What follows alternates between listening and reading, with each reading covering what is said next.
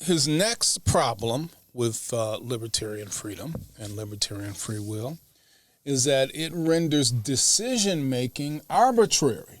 Now, we saw this in our last, episode. We didn't really point it out when Mary got to the corner and could make these various decisions. But now he wants to point this out, right, so that we see it. He says, free will, according to the libertarianism, means that one can equally choose A or not A under the same precise circumstances, right? In other words, all things being equal, right up until the point of choosing, the options of A and not A are freely available, right? So if Mary walks into her local diner and has reasons for ordering pancakes, right? Maybe she loves their scrumptious fluffiness. He says those reasons cannot be sufficient for her to choose the pancakes. She could overcome those reasons and choose the omelet instead, having no sufficient reason for doing so, right? And thus all the factors that might influence Mary's choice of breakfast can be exactly the same. Same seat, same waitress, same restaurant, same everything. And there's absolutely no guarantee of what she will, in the end, choose. Right. So if the combination of those factors incline her to only one choice in her freedom, according to libertarian free will, is thwarted, right? It's ended. It's being defeated. Yeah. So what is it that makes her choose the pancake over the omelet, or the go back in time, rewind it? Okay, she has no knowledge of it, but can she then choose the omelet again?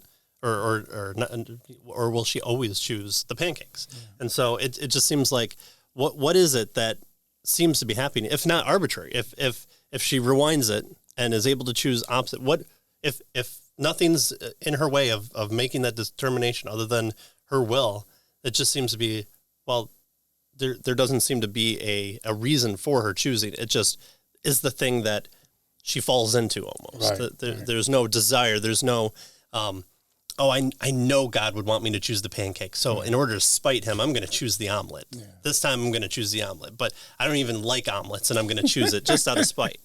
But, but there's a reason for that. And it's so much of a reason that it seems to overcome, the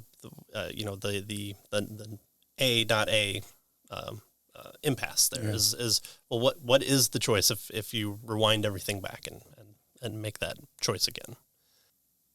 So this leads to the serious charge of our decision-making becomes arbitrary. But people do not perceive their choice to be arbitrary. Yeah. We have reasons. We have desire. Yeah. Why did I go to the beach instead of camping? Well, I like the beach more than I like camping. And so that's the reason why I will almost always choose the beach over camping. There are generally perceivable reasons that sufficiently explain why one choice was made and not the other. This is the case in compatibilist models of human freedom. The compatibilism alternative choices are certainly presented to the free agent, but those choices are made only because there are alternative reasons for them did not apply to other options. In other words, different factors, various influences, circumstances, desires, and so forth. So even in that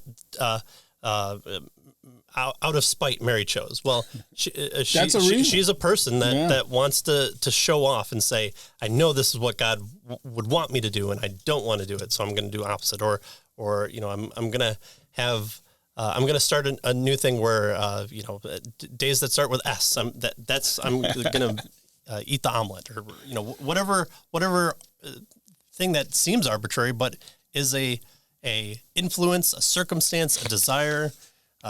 Why did I want to choose the overtime and not the leisure time? Well, because I'm saving up for something.